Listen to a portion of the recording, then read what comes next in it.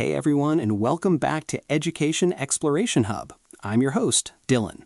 And I'm Sophia. We are so happy to have you here with us today. We've got a topic that is basically the holy grail for every language learner out there.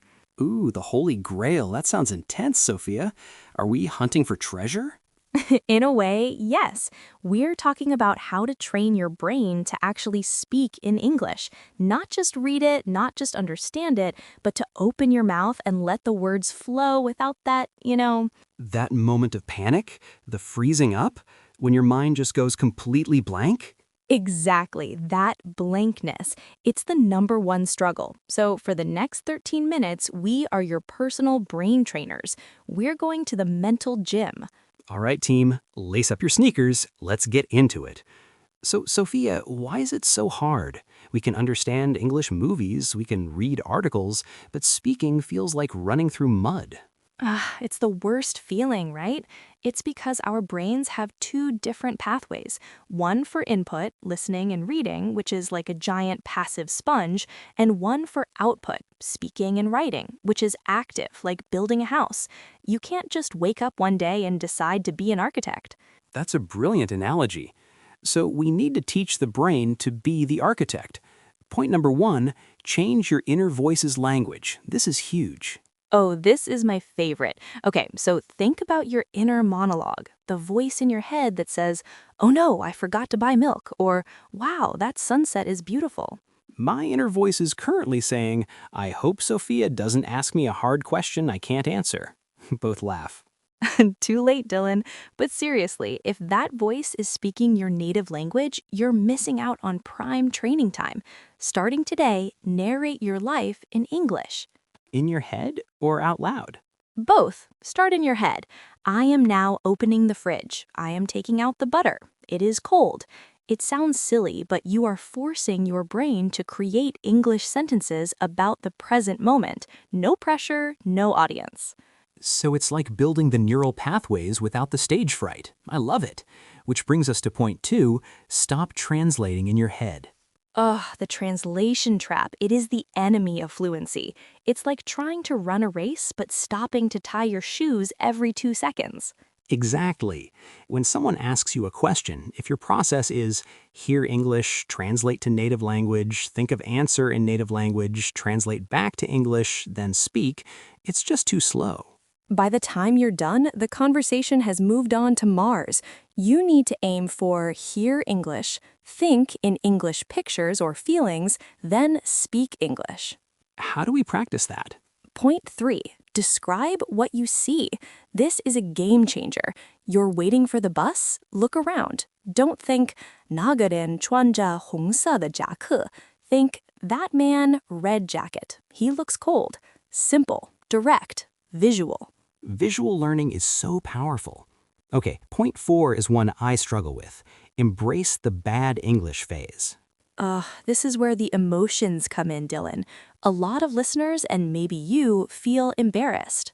Yeah, it's the fear of sounding like a child, isn't it? Of being judged. I know, but think of a baby learning to walk. Do we get mad at the baby for falling? No, we cheer. Yay, you took a step. You have to be that loving parent to your own brain. Perfection is the enemy of progress. You have to be willing to sound like a caveman. Me, go store. Buy bread. It's not perfect, but guess what? I understood you. Communication happened, and that is a win. A bed of silence, then with renewed energy, you're right, a win is a win. And to get those wins, we need to practice alone first. Point 5, the power of solitary practice. Yes, this is your safe space, your room, the shower, your car. The shower is an acoustic wonderland for practicing your English, Sophia laughs. The shower doesn't judge your pronunciation. So what do we do in our solitary confinement? Point 6, shadowing. This is a technique used by actors and interpreters. Find a short video or a clip from a TV show you like, put your headphones on, and then, like an echo, repeat what they say immediately after them. Copying their rhythm, their stress, their emotion? Exactly. Don't just say the words, feel the words. If the actor is angry, you be angry. I can't believe you did that. She says it with dramatic, funny anger. I can't believe you did that. Okay, that felt weirdly fun. Right? It's emotional and physical. It connects the sound to the feeling. Awesome. Point 7 builds on this. Record yourself and cringe. The cringe is mandatory. It's a rite of passage.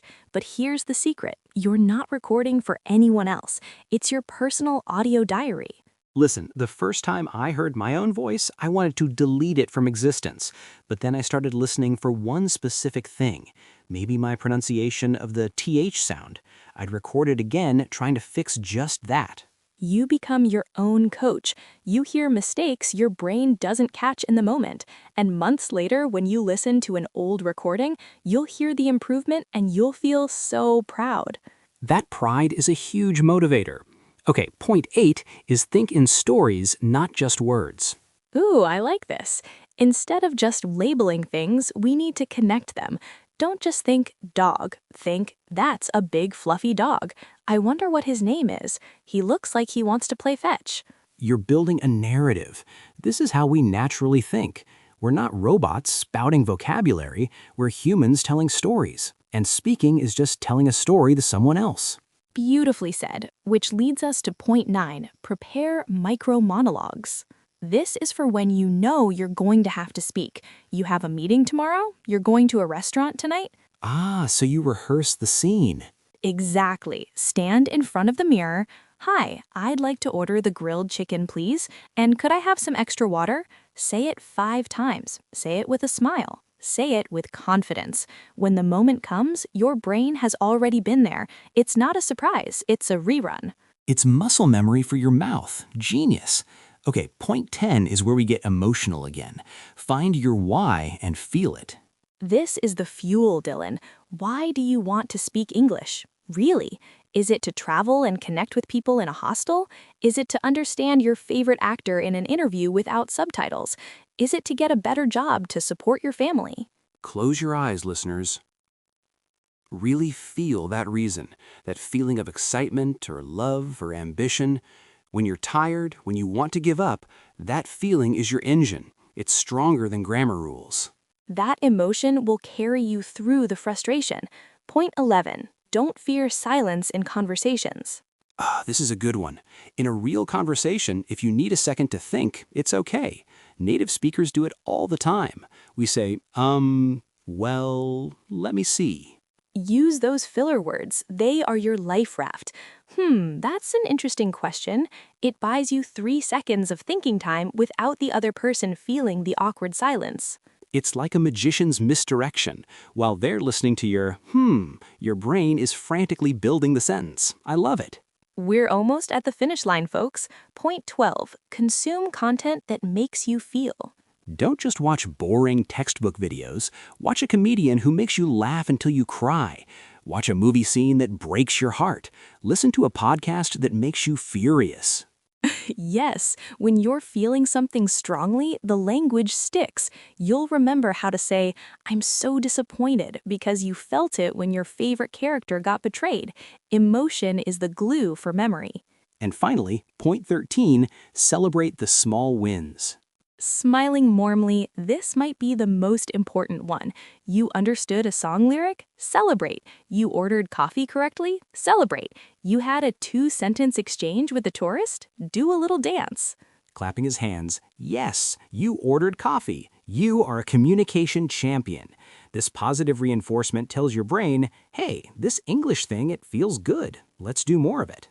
Because learning a language isn't a destination. It's not a finish line you cross one day. It's a journey of millions of tiny, brave steps. And every time you open your mouth, you are being brave. We are so incredibly proud of you for being here, for listening, for trying. So your homework for today is simple. Pick just one of these points, just one, and try it for the next 24 hours. Change your inner voice, shadow a movie scene, or just look in the mirror and tell yourself, I am a capable English speaker. You are. You absolutely are. Thank you for joining us on Education Exploration Hub today. If this helped, please share it with a friend who's also on this journey. And don't forget to subscribe so you never miss an exploration. This is Sophia. This is Dylan. See you next time. Keep exploring.